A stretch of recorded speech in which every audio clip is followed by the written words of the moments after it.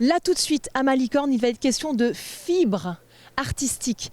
En effet, le village se pare de fils et d'aiguilles dans le cadre du Festival international de la broderie. Vous allez découvrir le travail d'hommes et de femmes qui ont de l'or au bout des doigts. Allez, c'est parti. Je viens de vous le dire, nous venons d'arriver à Malicorne et je viens de retrouver Florence Poussin qui est la coordinatrice des artisans d'art de Malicorne. Bonjour Florence, ça va bien ? Bonjour, oui, très bien. Alors Florence, expliquez-nous un petit peu comment est née cette idée de Festival international de la broderie. C'est une première en France. C'est ça. En fait, le Festival de la broderie est venu parce que c'est les Journées européennes des métiers d'art ce week-end partout en Europe. Et on s'est dit qu'on allait organiser quelque chose, un événement un peu exceptionnel. Et donc, on a réuni depuis un an, on a sillonné la France pour recruter les meilleures brodeuses de France. Elles sont toutes ici dans notre village à Malicorne pour cet événement. Et donc l'idée de la broderie, eh bien évidemment à Malicorne on est très connu pour notre faïence depuis le 18e, c'est ça, 1747, mais on a aussi un label Ville et métiers d'art et donc on a beaucoup d'artisans d'art à Malicorne, installés à Malicorne dans différents métiers d'art. Alors justement, en parlant de effectivement, Malicorne, ville de faïence depuis le XVIIIe siècle, mais il y a l'atelier Madame qui a fait la part belle justement à cette broderie d'art, qui a créé pas mal de choses autour de ça et notamment des cours. Et justement, dans le cadre de ce Festival international de la broderie, ils ont fait broder une baigneuse, c'est ça ? C'est ça. La baigneuse, c'est en fait une pièce emblématique de la faïencerie d'art de Malicorne. Et avec Stéphane Deschamps, en collaboration, Michel Rabard, qui dirige l'atelier Madame à Malicorne, ils ont travaillé ensemble, tous les deux, pour mettre au point un système qui pouvait allier et la broderie et la faïence. Alors, en parlant donc toujours de l'atelier Madame, là on se trouve dans un endroit qui est spécifique et ce n'est pas un hasard puisque tout à côté de nous il y a des œuvres brodées qui sont très significatives parce qu'elles sont symboliques et vous allez nous expliquer pourquoi. Et l'atelier Madame justement est intervenu, les brodeuses de l'atelier Madame sont intervenues sur ces œuvres. C'est ça. En fait, j'ai contacté l'association Gulduzi qui est basée en Allemagne, qui a répondu présente pour l'événement et on a reçu 8 carrés brodés de femmes afghanes. Elles ont en fait le point de couchure et elles avaient brodé des mains. Et sur ces mains, en fait, les brodeuses de l'atelier Madame, dirigée par Michel Rabard, qui elle-même a dirigé l'atelier Le Sage pendant 35 ans et qui, bien sûr, œuvre dans la haute couture, notamment, entre autres, pour Chanel, eh bien, elles sont venues avec leur savoir-faire de haute couture broder sur les mains des femmes afghanes. Là, en l'occurrence, précisément cette œuvre-là, par exemple, oui. On comprend toute la symbolique puisque les femmes afghanes sont brimées, c'est le cas de le dire, dans leur féminité, dans leur être. Et donc, c'est un hijab déchiré. Déchiré, voilà. C'est-à-dire que ce que l'on voit, la main, la tulipe, les fleurs et autres, ça, c'est une femme afghane qui les a brodées. Et puis, Martine Anaf, qui fait partie de l'atelier Madame, elle est venue, en effet, broder avec son savoir-faire de haute couture, le niqab qu'elle a donc déchiré volontairement sur la main. Alors, il y a bien évidemment différents types de broderie, parce que la broderie, pour le tout à chacun, et les gens comme moi, justement, qui n'y connaissent pas grand-chose, bon, on imagine des petites choses, du macramé ou je ne sais quoi. Or, il y a une multitude, c'est très très riche, c'est très fin, c'est un travail très minutieux.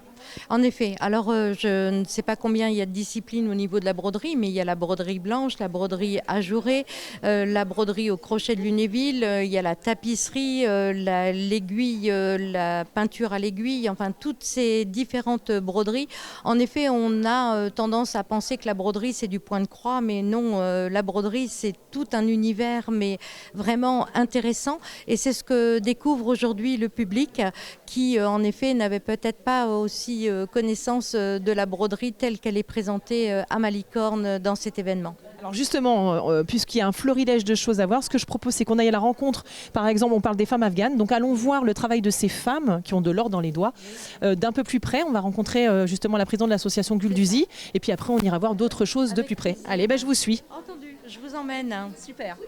Nous venons d'évoquer l'association Gulduzi avec Florence, et là je viens de retrouver Pascal qui est à l'origine de ce projet. Qui est de ces femmes afghanes? Donc bonjour Pascal, ça va bien? Bonjour, ça va très bien. Je suis en très bonne compagnie, tout se passe très bien. Donc vous êtes venu spécialement d'Allemagne? Bien sûr, l'Allemagne c'est pas si loin quand même, on est encore en Europe. Oui, c'est vrai. Et nous sommes invités. Quand nous sommes invités, on vient très volontiers. Je dis merci pour cette invitation à ce festival. Alors expliquez-nous un petit peu de quelle manière vous travaillez pour aider ces femmes, donc là dont nous voyons les travaux derrière vous. Alors, ce programme de broderie qui s'appelle Gulduzi est géré par une association allemande où ce sont des Allemands et des Afghans qui travaillent sur plusieurs projets en Afghanistan. Et un de ces gros projets, c'est donc ce programme de broderie. Il y en a même 2 en fait. Et nous donnons la possibilité à des femmes de travailler à la main. Elles sont très très inventives, elles sont chez elles, donc ce travail est toléré. Et elles livrent des broderies qui en elles-mêmes sont achevées. Et nous leur achetons toutes leurs broderies, c'est-à-dire nous y allons régulièrement, 4 fois par an. Nous les payons et nous ramenons les broderies. Et après, l'autre volet, c'est en Europe, de motiver des Européens, des Européennes à s'approprier cette broderie et en faire quelque chose. Et ça peut être appliqué sur un t-shirt à la place de Nike ou Adidas, faire un petit sac, mettre dans un cadre ou avec un plus grand nombre, faire des couvertures. En fait, il faut se mettre au travail soi-même. Après que l'Afghane ait travaillé, c'est à l'Européenne de poursuivre et de compléter le travail de l'Afghane. Et alors, quand vous achetez ces travaux, donc ces broderies faites main par ces femmes qui sont donc chez elles, on le rappelle, et qui sont enfermées, enfin qui sont dans une situation qui est quand même plus que délicate, qui est horrible, hein, on va le dire clairement. Les fonds qui sont générés par le rachat de ces broderies, on en fait quoi ? Elles sont payées. Ces brodeuses disent « oui, j'aime bien broder, mais je ne broderai pas si je n'étais pas payée ». Elles disent ça dans la même phrase. C'est-à-dire que même pour leurs propres besoins, et c'était une tradition à l'époque, il y a plus de 20 ans, 25 ans, elles brodaient encore pour les besoins familiaux, c'était les habits de fête, elles ont complètement arrêté ça et elles ne brodent plus que pour nous. C'est-à-dire que par ce biais-là, nous permettons aussi à des techniques traditionnelles de broderie de perdurer. Lesquelles par exemple ? Eh bien, elles ont tous les points qu'on a chez nous aussi. Et en plus, un point qui est très peu connu ici, c'est la couchure de Bouchara. Le terme de couchure peut paraître un peu curieux, mais c'est un point qui vient de l'Ouzbékistan et qu'elles utilisent beaucoup dans leur broderie. Voilà. Et elles aiment particulièrement combiner tous ces points. C'est une spécialité de ce programme aussi. Elles ne font pas une pièce avec un point, une autre pièce avec un autre, mais elles juxtaposent. Voilà, elles font un mélange qui donne une surface très dynamique, très vivante, et j'apprécie beaucoup. Voilà. Écoutez, merci et bravo pour tout ce que vous faites. C'est fantastique et ce travail est effectivement magnifique. Donc, on est ravis de le découvrir grâce à vous. Merci de vous y intéresser et de me donner la parole et de permettre que d'autres personnes apprennent ça. Que nous existons. Nous avons un site en 3 langues avec une boutique en ligne aussi. Et on est régulièrement invités et on se déplace là où on nous invite. Alors, le site, est-ce que vous pouvez nous le donner justement pour nos téléspectateurs et téléspectatrices ? Alors, le site, c'est www.gulduzi.com. Voilà. Formidable, c'est simple. Voilà, gulduzi.com. Voilà. Très bien. Eh bien, écoutez, merci Pascal et bravo. Merci d'être venu et de vous intéresser à ce travail. Alors, le Festival international de la broderie, c'est 18 sites qui sont dédiés entièrement à la broderie. Il y a différents types de broderie puisque c'est un monde absolument incroyable et riche. Et là, je viens de retrouver, comment s'appelle-t-on ? Nous sommes l'Infini Broderie et nous venons de la Creuse, d'un petit village qui s'appelle Crozan, qui se situe tout à fait au nord de la Creuse et qui a la particularité d'avoir un très beau château médiéval. Bien sûr, il est tout écroulé, mais du fait qu'il a ce château médiéval, il a une histoire ancienne très très riche. Et il nous est venu un jour l'idée de raconter cette histoire. Et on a pris comme base, comme idée, la fameuse tapisserie de Bayeux. Donc, bien sûr, on retrouve l'idée tout au long, mais notre œuvre à nous est très originale puisqu'elle raconte l'histoire votre histoire à vous. Notre histoire à nous, l'histoire de ce petit village de Crozan. Alors, ce qui est incroyable, c'est qu'il paraît qu'il y a 90 km de fils qui ont été utilisés depuis 2015 et ce qui représente 59 mètres de tapisserie. Exactement. Ne dites pas tapisserie. Pardon, de broderie. C'est une broderie. D'ailleurs, à Bayeux aussi, c'est une broderie. Alors, justement, il y a différentes techniques de broderie. Donc là, c'est quoi comme technique ? Eh bien justement, lorsque nous avons commencé, notre chef brodeuse est allée à Bayeux et elle a appris la technique du point de Bayeux. Et à ce moment-là, quand elle est revenue dans la Creuse, où on ne connaissait pas ça du tout, elle l'a enseigné aux différentes dames qui sont venues broder pour nous. Et donc c'est fait avec le point de Bayeux. Et on fait ça avec de la laine, mais de la laine creusoise qui est faite par une filature creusoise à Ausence dans la Creuse, qui fait la filature, la teinture de la laine. Et alors, combien y a-t-il eu de brodeuses qui ont travaillé justement sur cette œuvre colossale? Depuis le début, on doit en être à 19 brodeuses.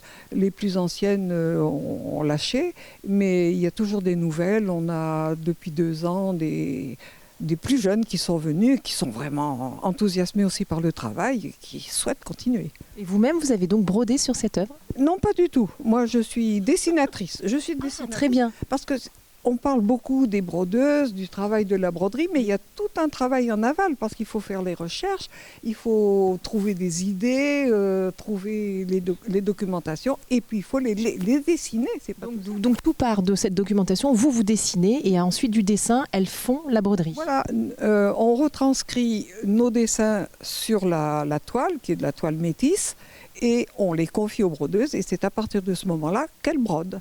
Très bien. Et vous faites ça depuis longtemps, dessiner? Moi j'ai dessiné, je suis aubussonnaise de naissance, donc à Aubusson avec la tapisserie on est très axé sur le dessin et des choses comme ça, donc j'en ai fait de tout temps du dessin et là je me suis, mais tout à fait par hasard, embarquée dans cette aventure, mais c'est formidable quoi. Ça a l'air, vous avez une pêche. C'est ce qu'on me dit, mais en Creuse il fait bon vivre et on y vit bien, donc... Apparemment. Et au fait, vous nous avez pas dit votre petit nom à vous? Claude. Ah ben voilà Claude, parce que Infini Broderie, vous appelez pas Infini Broderie vous? Non, moi je ne m'appelle pas Infini Broderie, je m'appelle Claude, mais dans mon village, enfin dans la région, tout le monde m'appelle Claudie parce qu'on trouve que Claude ça fait bien masculin. Donc, voilà. Bon, bah alors Claudie, merci beaucoup, ça vous va bien Claudie aussi? Merci, et je suis très contente de vous avoir rencontré. Ah bah écoutez, on passe à Malicorne des journées magnifiques, on est reçus, mais alors somptueusement, c'est superbe, on est très très content d'être là. donc vous reviendrez dans la Sarthe? Ah pourquoi? Et puis pour manger des rillettes donc. Ah bah oui, vous faites bien, vous faites bien. On en a acheté avant de partir. Ah bah très bien, et la spécialité dans la Creuse c'est quoi? C'est surtout la tapisserie d'Aubusson bien sûr, et puis il y a quand même un gâteau creusois aux noisettes, c'est bon, il est super. On viendra peut-être faire un petit tour nous aussi alors. Ah mais oui, on vous attend. Très bien, formidable, formidable. Donc on a évoqué cette magnifique pièce qui est la baigneuse qui a été rhabillée avec donc de la matière tissée. Il y a 2 personnes, 2 savoir-faire qui se sont juxtaposés pour ce travail. Donc je suis avec Stéphane et Martine qui vont nous expliquer comment ils ont procédé. Eh bien moi j'ai travaillé comme j'ai l'habitude de le faire pour fabriquer une faïence dans ma grande tradition de la faïence du XVIIIe siècle, juste sur une forme contemporaine avec la résolution de certains points techniques quand même, c'est-à-dire la mise en place de petites perforations très très fines pour permettre le travail de couture et de broderie et l'intervention de Martine. Donc ce que vous voulez dire c'est que la broderie n'est pas non pas collée sur la pièce de faïence mais cousue. Elle est cousue, tout à fait. Et donc Martine? Alors donc nous avons réalisé tous les motifs qui étaient auparavant peints sur la baigneuse et nous avons donc dessiné, tous les motifs ont été faits à plat sur notre métier et ensuite découpés et réassemblés pour les coudre sur la baigneuse. En tout cas le résultat est absolument magique, c'est très très beau, bravo à vous 2 parce que c'est incroyable. Bien, merci. Et du coup, ça a pris combien de temps tout ça? Parce que... Alors il y a plusieurs mois, il y a déjà toute une réflexion en amont et ensuite il y a eu l'exécution. La faïence est assez longue, il y a des temps de sèche. Donc moi j'ai eu 2 à 3 mois de travail avant le travail de broderie. Et le travail de broderie quant à lui? À peu près 1 mois de broderie. Hein. Pour l'exécution des dessins et puis après les essais de perles, de paillettes, etc. Ça représente combien de paillettes et combien de perles au total? À la louche 1 millier à peu près peut-être. Hein. On ne se rend pas compte comme ça à l'œil nu à la caméra, mais vraiment c'est un travail très minutieux. En tout cas bravo, c'est magnifique. Merci beaucoup. Bon, on va les laisser malheureusement et nous on va filer à la flèche maintenant.